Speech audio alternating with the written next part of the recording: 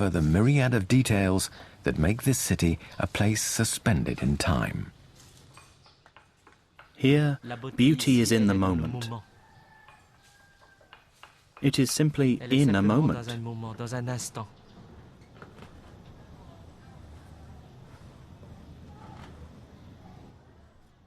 Maybe Luang Prabang's charm lies in this providence, this ephemeral aspect, this timeless quality.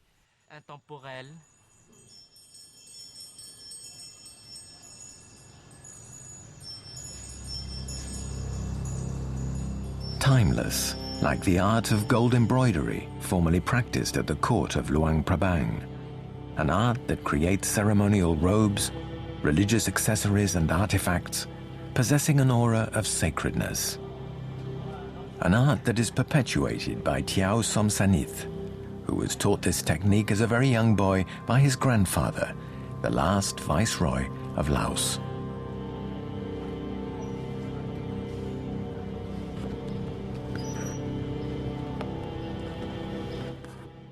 You can't speak of Lao culture without having some knowledge of the culture of Siam, of the Mekong Valley, of the Upper Tonkin or Vietnam, of China and the Yunnan, of Cambodia with its dances, its cultures. You can't speak of the Lao culture without having some knowledge of the Indian world, the Sinicized world, and the Malay world.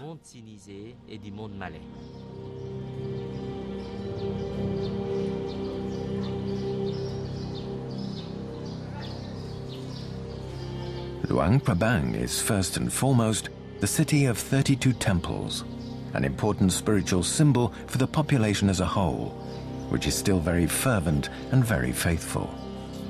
Buddhism is a way of life here, a social rule and a representation for all things. Buddhism is the soul of Luang Prabang. Buddhism is the soul of the population. It isn't the mind or the body, it's the soul.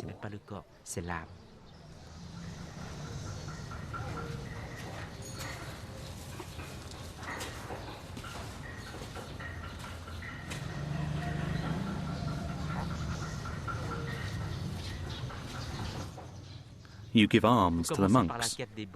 You make some food, just some rice for the whole family, like when you make bread for the family. You save a portion for the beggars, except that here, the beggar is a monk, the most venerable of all human beings.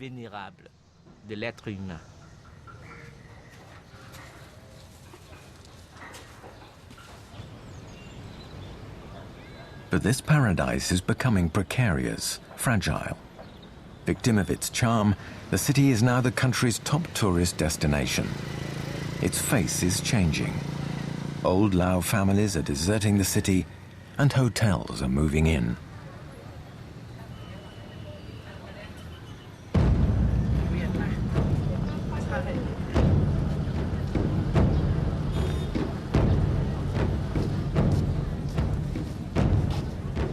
These days, the procession of monks begging for alms is little more than a tourist attraction.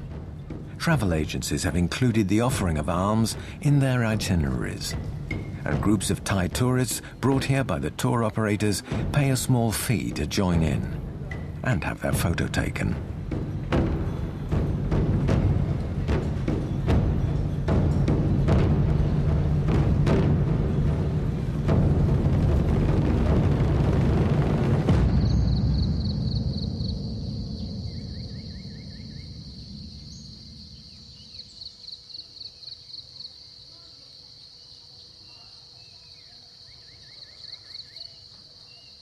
The monks themselves are wondering about their future in a city that is gradually losing its soul.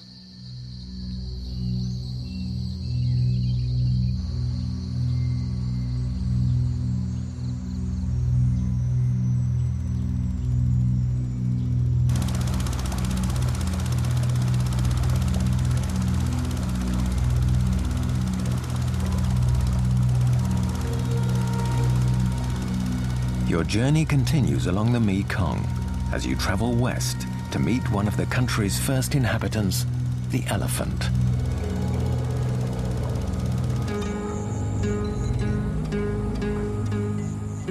But in Asia, this animal, which has been domesticated by man for over 4,000 years, is disappearing.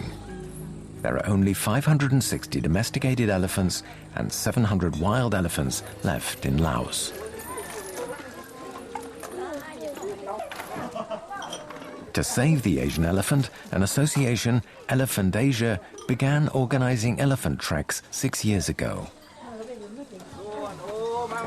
A former overseas volunteer here in Laos and founder of the association, Sébastien, is developing various alternatives designed to protect this animal.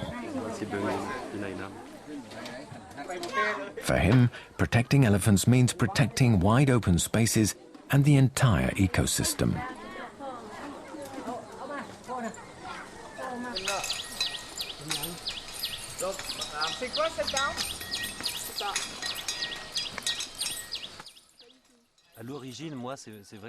To begin with, it was more about getting closer to a cultural pillar, an animal that contributed to building the Asia we know, its towns, roads, villages, temples and beliefs.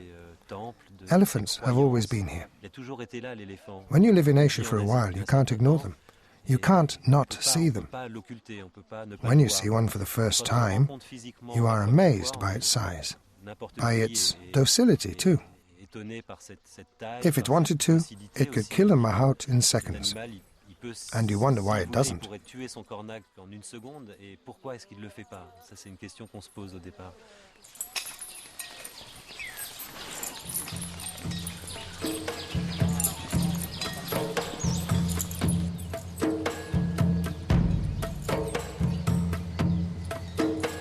But in Laos, trekking with travelers is not the elephant's usual task.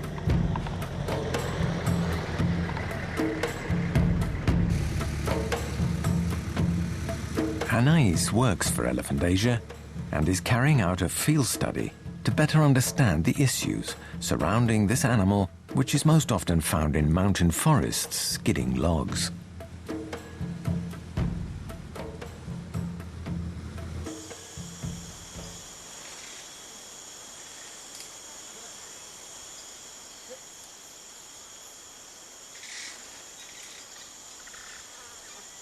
Tăng này 3 thiêu. Phải tăng này 3 thiêu. Rồi mình nhăn. Nhăn. Nhăn mình pop. The thing is, Đây loi pai $1 có. when you log wood with an elephant, you make a good living. You earn about 70 a day. And our elephant provides a living for 4 people. 4 of us own the elephant, and we share the income. It's the only way to make a living. We're poor. We cut the trees and the forest disappears, but we have no choice. There are no factories to work in.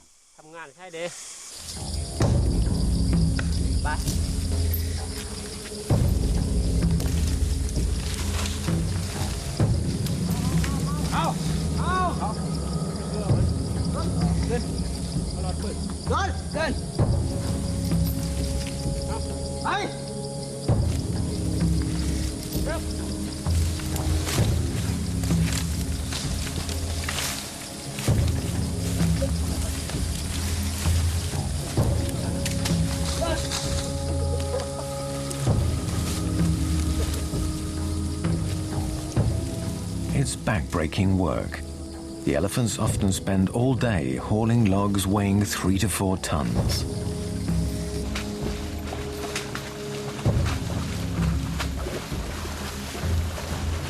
They become exhausted, stop eating, and no longer have time to reproduce.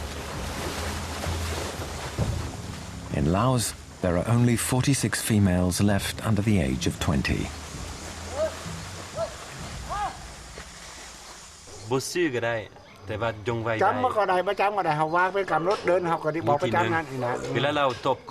With Elephant Asia, Sébastien is trying to raise awareness among the mahouts and elephant owners about the role and the importance of this animal in Lao culture.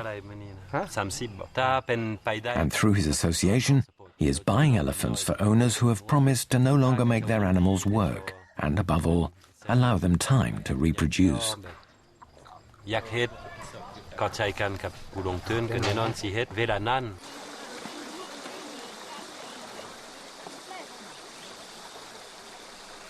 A less strenuous and more ecological alternative, these elephant treks organized by Elephantasia represent a first step towards protecting this animal.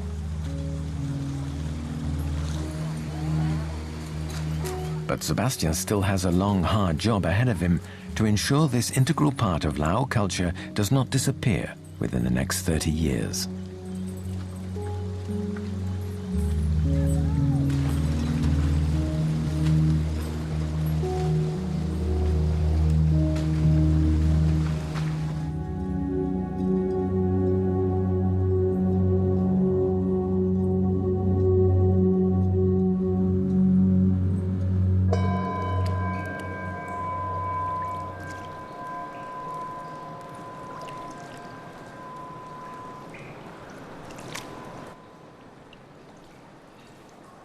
Your journey ends further south as you drift slowly down a long underground river that was off limits to tourists as recently as 2001.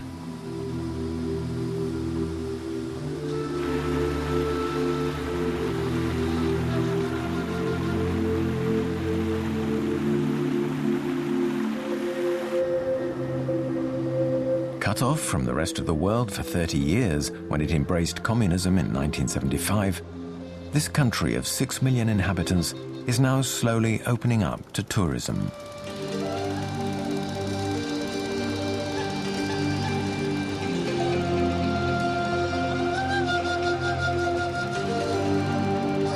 But this environment and these cultures are fragile, and only a responsible form of tourism will ensure this unique way of life is preserved in the face of the questionable appeal of modernity.